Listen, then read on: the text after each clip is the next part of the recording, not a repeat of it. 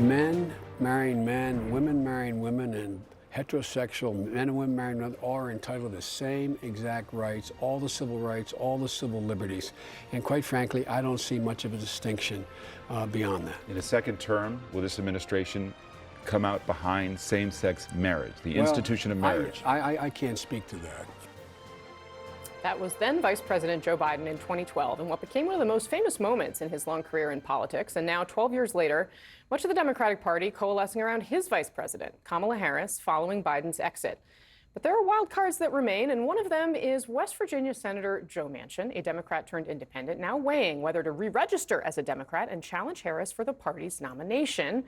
Manchin is a centrist retiring from his Senate seat this winter. He never endorsed Biden and is considering his own presidential campaign. Here's what he told me back in the fall when I asked him about the race. I'm not going to be a spoiler. I've never been a spoiler. I've never run to be a spoiler. Whatever I run for, I intend to win. So my game plan would be, how do you win the whole darn thing, whatever you're involved in? Right now, being 14 months out, or 12 months out, 13 months out to the next election, that's just ludicrous. Senator Manchin joins me now for his first TV interview since Biden announced he's dropping out of the race. That was a lifetime ago, Senator. Good morning, Casey. How are you? Good morning. I am well. Yeah. Thank you for doing this. Sure thing. So, Senator, are you running for president? Well, let me just put it this way. The calls and everything that's coming in is not quite sure unless they see a process where they really are. As things change any at all, and a coordination and doesn't always basically produce, I think, the strongest, if you will, the strongest team. Very well, Kamala could be that person, and I think going through some sort of a process would have been very enlightening to everybody. So I'm pursuing the process. I really believe strongly, along with, I think that former President Obama and Speaker Nancy Pelosi both think there should be a process. They spoke out about that. And, you're going to find out as number two, you have your own views, but you're basically part of that team.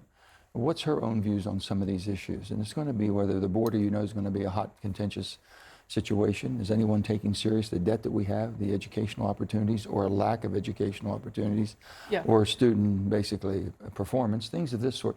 These all need to be talked about. And we seem to be basically people who are opposed to Donald Trump is thinking that's going to carry the day. It's not. People want issues. You said, I'm pursuing the process. Are you going to? I'm just continuing to push this process. You're going to push the process. Are you considering running? The people are pushing in that direction, and it's something if they're pushing that direction. I've said, let's pass the torch to a new generation. There's an awful lot of people that you've shown on the screen that now they're considering as vice president. Nobody's been through a process knowing really where they stand. Joe Biden went through a process in 2020 against an awful lot of left parts of our party, and the party went with someone centrist that thought they could win. Are we in that same category right now? Are we in a centrist category, or are we in a far left category? Think about this, Casey.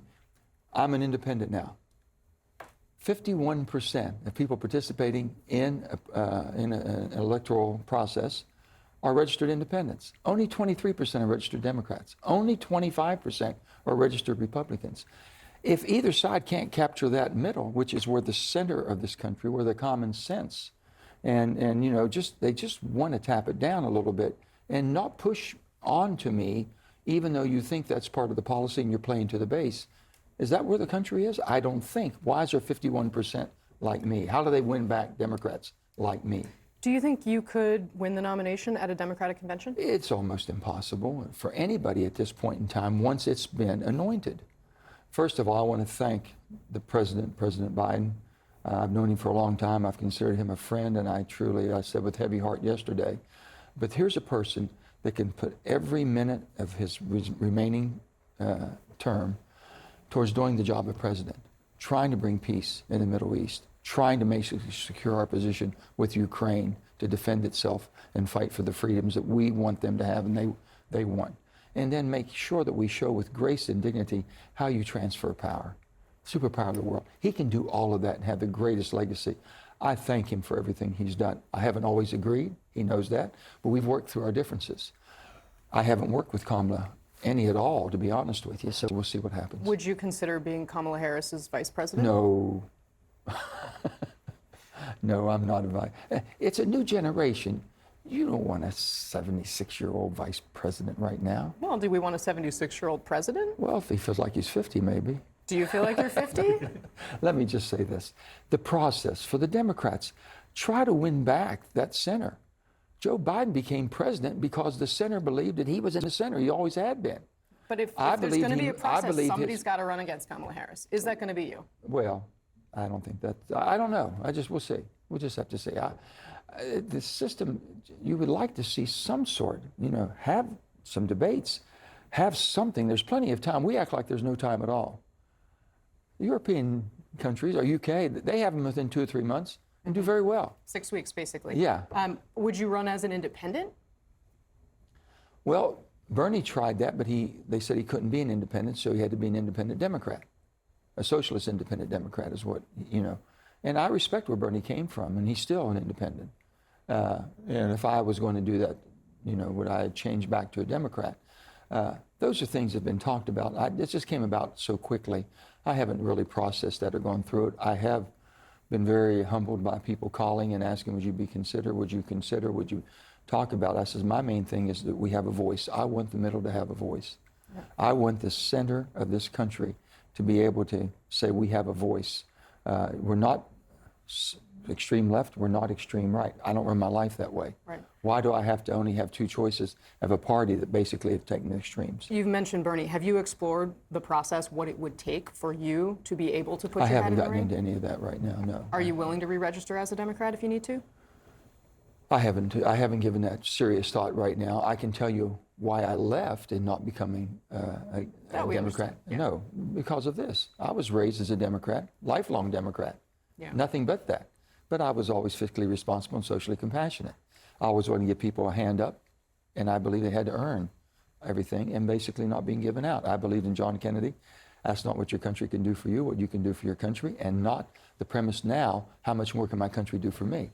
We've gotten off course, and we need to get back on course, and the country wants to get back on course, and I hope people have enough courage to do that. Is Kamala Harris going to keep us on the wrong course? I have no idea. You don't know that because there's no process to go through. Is it basically full steam ahead?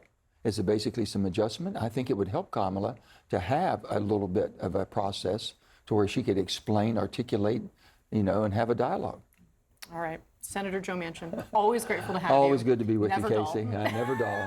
That's unbelievable, and it just seems to keep happening. It does indeed. All right, Senator, thank you so much for coming in. Just a few minutes ago on Casey Hunt's show, West Virginia Senator, independent senator, but we'll leave that aside for a second, Joe Manchin said he is pursuing the process. Now, to be fair to Joe Manchin, it wasn't exactly clear what process he said he was pursuing, but let's say he wants to get in this. How does someone else get their name and nomination at the convention? Okay. Well, first of all, they've got to concentrate these 4,000 plus people. Okay, those are the deciders right now. There's nobody else making this decision. Not Obama, not President Clinton. It's the delegates. So he has to start calling delegates, calling into state delegations. By the way, there's state delegation meetings going on all over the country. One is in Maryland today. There was one in New Hampshire yesterday. He has to call those delegates and say, I'm better equipped to challenge Donald Trump than is Kamala Harris. That's a hard job to do, and I think, frankly, given his role in the party, I'm not sure he's going to find a very receptive audience. You have to get signatures from, 300 delegates, and delegates can't sign more than one petition to begin with to even get your name and nomination. Yeah. So it's a little bit of a process even to get there. 3,900 regular delegates. Then there are the super delegates who people may remember from 2008, the Barack Obama-Hillary Clinton race. These are elected officials. What can they do here?